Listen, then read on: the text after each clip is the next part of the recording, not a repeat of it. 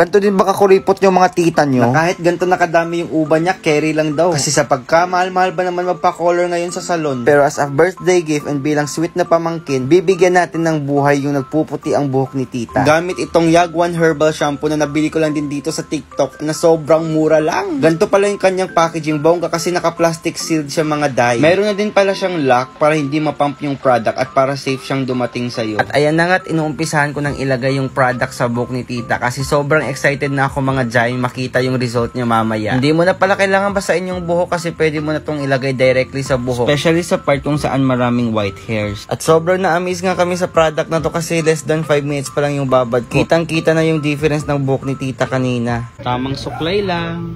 Pak, umiitim na siya, te. At sa puntong to mga Day, amaze na amaze kami habang binabanlawan ko yung buhok ni tita. Kasi tignan nyo naman, itim na yung buhok ni tita at halos wala na kaming makitang uban. And this is the result. Nilagyan ko nga din pala siya ng conditioner guys para mag-shining shimmering splendid siya. Ay! Para hindi siya mag-dry at para mas magmukhang healthy siya pag nabanlawan namin. And this is the final result mga Day. Kung kanina parang 60 years old yung buhok ni tita, ngayon naman pag nakatalikod parang 18 years old. Ay! And as you can see mga Day, sobrang healthy na ulit ng buhok ni tita at pwede na ulit siya magdagdag ng asawa. Huy! Yung kagandahan lang sa product na to bukod sa effective kasi wala siyang naiiwang marka or tint na maitim unlike sa blackening shampoo na ginagamit natin para magpaitim ng buhok. Kaya Day, kung gusto mo makamura at makatipid, ilalagay ko na lang yung link neto sa yellow basket para makapag-checkout ka. Bye!